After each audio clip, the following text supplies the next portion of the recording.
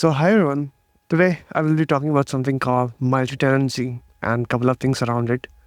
So before I start, a bit about myself. So I'm Hrittik and I'm a platform advocate at Loft Labs. So we have built a couple of open source tools called Tap Spaces, TapPod, and VCluster. I'm also a CNC ambassador, as well as I've done a couple of certifications and all those stuff. And I'm flying all the way from India to here to present this talk. So couple of times back, one thing was very popular is like everyone was moving to cloud. If you were not moving to cloud, you were like something looked down, but right now the things are more better. Also, one more thing is like you were promised a lot of things like scalability, reliability, more savings in cost, and couple of more other things. But I think some of the promises failed. The promise that cost will decrease was not true now as we compare with the cycles and everything. So as we see, the cloud spend is on the rise. Like Gartner forecast is like there is a 20.4% increase in cost. So this is quite a lot of cost that the companies are paying on cloud compute. And this is important because we want our developers to have all the resources they want to deploy and develop services. And one of the main reasons of this cost is like 70% of the organizations provision their clusters because they don't exactly know how much resources they want.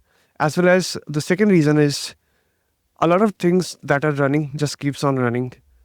There is no automatic deletion and everything needs to be tracked very well from a central team. So everything comes together and makes things complicated. The reason being, most of the companies, what they do is they create a lot of clusters. So the problem is when a lot of teams come together and a lot of developers are there in the teams, they want things to be having admin privilege. Like for example, someone is building a CRD. They want the basic isolation of namespaces won't work. They want cluster level resources, cluster level objects to use. So this all together comes together to create so many unnecessary clusters. And the point is, with a lot of clusters, there is a lot of replications. So you will have cluster per team, cluster per environment, with a lot of duplicated resources. The first problem is maintenance. So with a lot of those clusters, you need to maintain a lot of them. Sometimes the maintenance is on the team, so it is more simpler. But when it's in a central IT, it becomes again complicated. But again, the second most important part is cost. Some companies are smart, they have cost per team basis. But in another companies, it is a departmental basis. So when you try to go and optimize that cost, it becomes very complicated. Apart from that, there is a cost of hardware as well. Suppose there is a control plane cost, which whenever you use a cloud provider, you need to pay that to the host the control plane. Previously, GCP and all those, it didn't have that, but right now everyone is having something like that. Next is the platform stack. Suppose you are running Cert Manager Argo in every cluster you are running. So if you have 100 clusters, you are running that 100 times. So even if it costs a CPU to run each of them, you are just using 100 CPUs for every of the deployment. This cost come together in a bit because you have your cluster cost, you have your control plane cost, the hardware cost, the shared platform cost. So there is something called multi-tenancy that comes to solve it a bit, which we will deep dive today. The pillars of multi-tenancy are three pillars. First is cost savings. The reason we are trying to move towards multi-tenancy is because we expect there's some savings over there so that we can show the people on our top that there's some savings which we can use. The second is less complexity. We want to move away from the teams, and also whenever a developer wants a cluster, a developer wants something to experiment, we want to reduce the time and the complexity by which they can get that. And last is isolation. Sometimes weak isolation works, like when you have just a simple isolation where you are doing specific things. But like cases where there are cluster level objects involved, like operators and controllers, that doesn't work. You need a form of stronger isolation. So if I read the definition of what is multi-tenancy, it is a shared cluster between multiple teams within an organization so that they can run one operator on another workloads, which is a simple definition, but there is more to it. The cluster is not the only thing you are sharing. There are certain things that you can do as well. For example, traditionally, there are two ways you can achieve multi-tenancy. One was by sharing namespaces, and the other was by sharing your whole cluster, which involved the IDs and everyone creating scope and all those things, and actually going to IT and provision hardware, which again came out to be costly because there is again control plane cost. The initial version, which was the namespace, was a simpler one, and a lot of teams started doing that. So the problem was like there was some security considerations.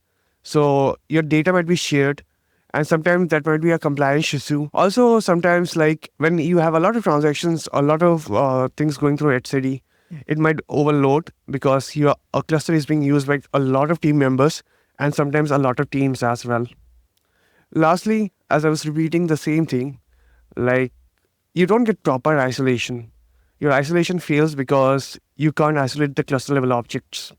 Lastly, is configuring those isolation controls is also complicated because network ingress and a couple of things also fail when you are doing that and you want proper isolation.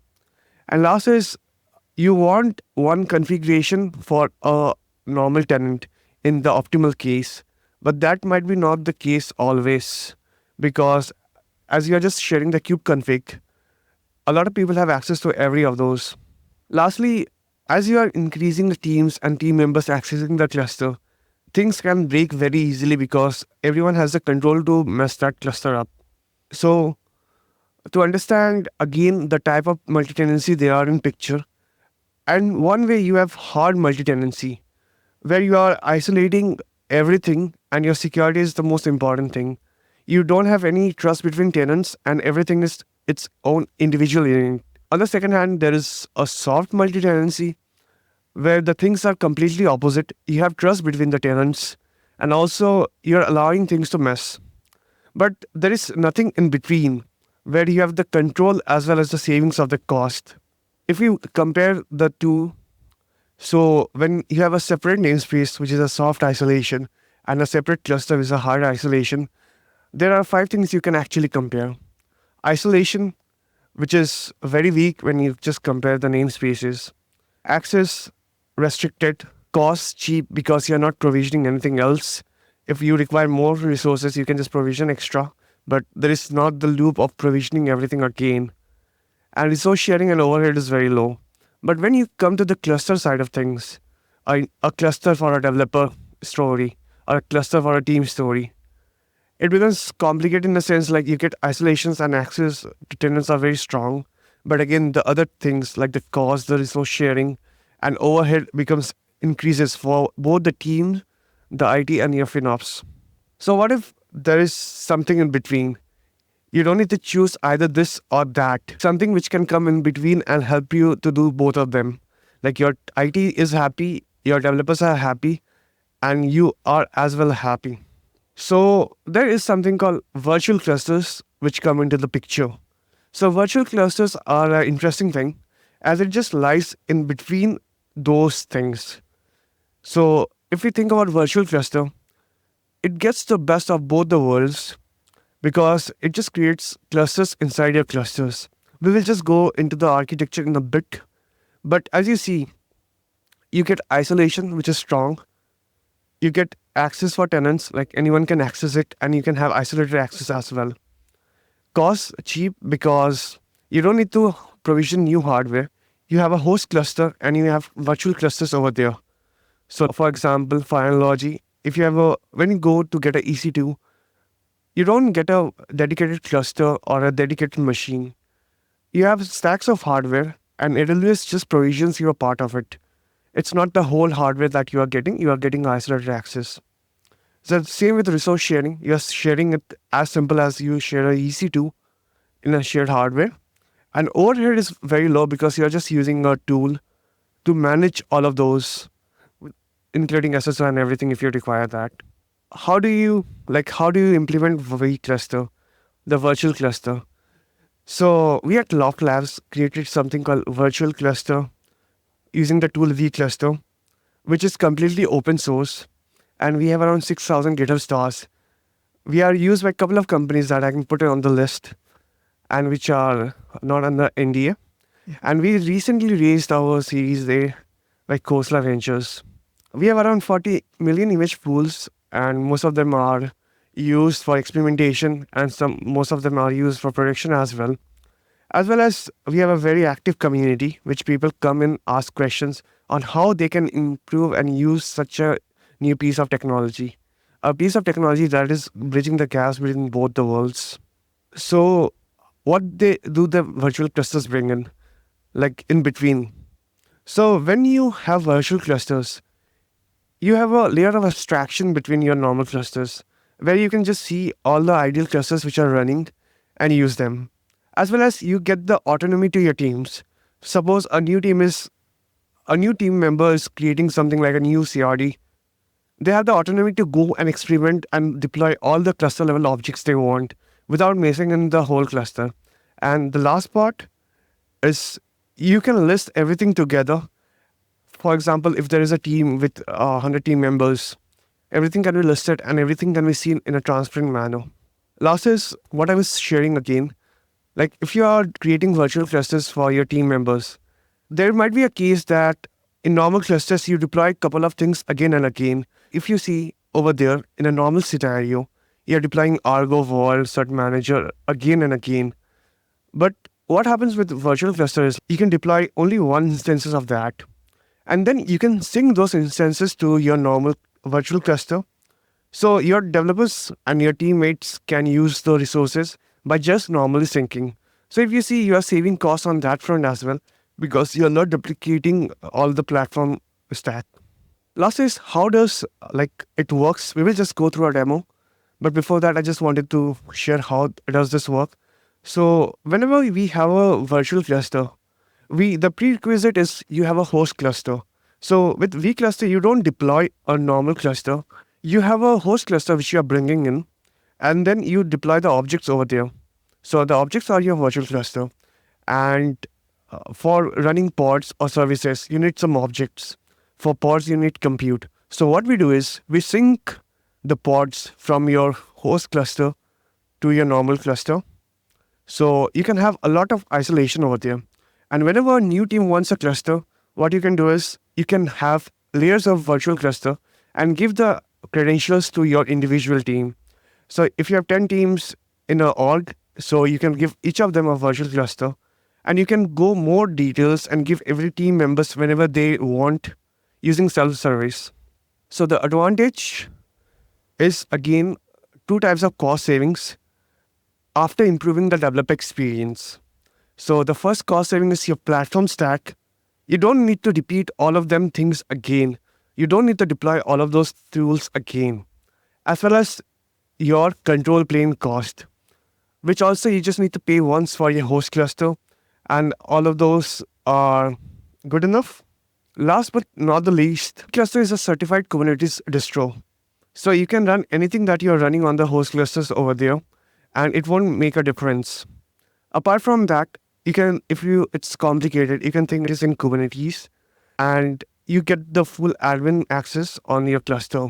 Lastly, the complexity is reduced because you don't need to provision hardware again whenever there is a requirement for a dedicated cluster. And it can deploy as fast as a container. You get self-service, like whenever a team wants, they can just go and click a few buttons to get it. As well as it's super cheap because you don't need to pay for the control plane again. Lastly, isolation is there whenever you need to sync specific resources from your virtual cluster to host cluster. And again, coming back to the same thing, you're saving on control plane cost. So when now, if VCluster sounds interesting, you want to deploy it. So how can you do it? There are a couple of things, like there's a CLI, there's Helm as well. You can do it by Terraform as well. And recently we launched Rancher integration. So you can integrate with Rancher. And whenever your team is using Rancher, you can just click a button and they will have a virtual cluster for them to use. with the full admin privileges. Lastly, we have all the isolation best practices built in, so you can configure all the levels from VCluster YAML, requiring the type of isolation you want. I will just do a demo, and if you want to go and access VCluster on your web, this is a normal URL which you can go scan, and if you can't scan because it's far, you can just go to VCluster, the same spelling as overwritten, and .sh, so you can access the website. So I will wait a couple of seconds over here. I hope it's visible till the last. Okay. So currently I have a normal Minikube cluster running, and we will just follow this simple guide. So if you want to install VCluster, you can just go here and do a pre-install. If you have homebrew, there are other options you can just do with the binary. I've already this installed, so we'll just skip this part. And we will, as we already have a virtual host cluster, we'll just go through the part of deploying a virtual cluster. So to deploy a virtual cluster, we need to just do VCluster create the name of the VCluster, and if there's a specific namespace you want the cluster to be, that. And it will take less than a minute because you're just configuring a new cluster on the host cluster, which is as fast as a container. So let's wait till it gets through. And once it's created, you will have a context of the host virtual cluster, and you can do anything you want to.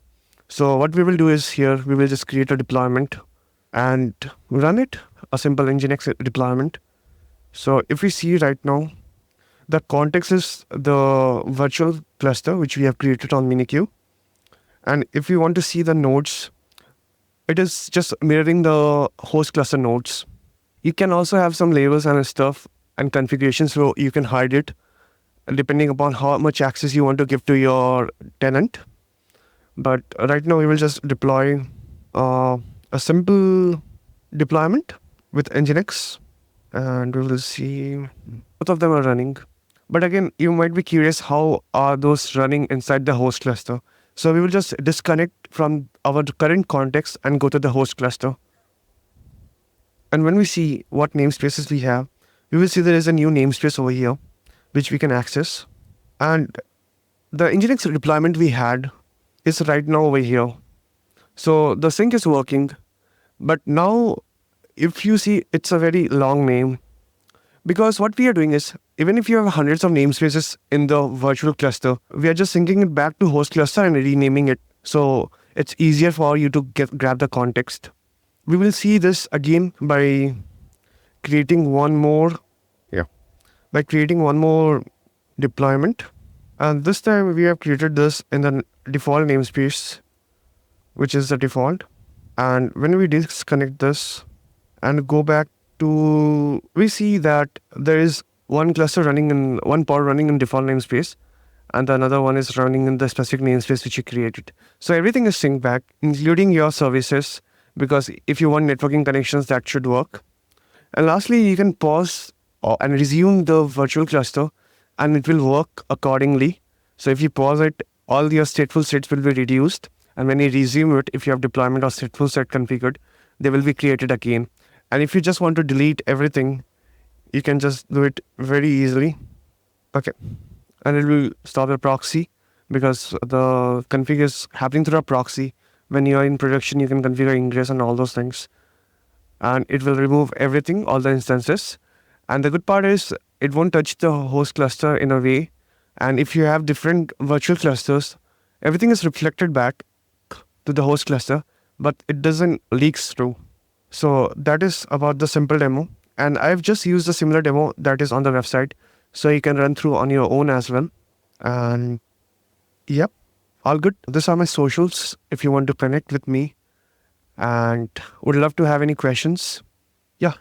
Yeah, really interested. So if you have like load balancer services, how does the ingress know to route to a specific cluster? Oh, like or a specific VCluster? So there's a syncer on the VCluster.yaml where you can configure all of those options. So here we just did the basic version, but if we go to the VCluster YAML file, so here you can specify everything you want, including the type of sync, the type of networking you want to sync, all those. So the ingress rules will get propagated up to the Down from the virtual cluster. from the sorry, yeah. Yeah. And in terms of like we showed the platform stuff could be on the main cluster, and then the V clusters share all the same platform stuff. Yeah. So basically, if you have a normal, for example, cert manager, either what you can do is you can create that in the virtual cluster as well. It will work. But generally, what we do is we sync in a bidirectional manner, so that can work.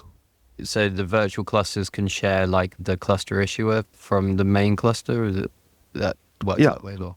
If you configure that in Syncer, by default it's not there. But if you just configure those, it is possible. Excellent, cool. Listen. Yeah.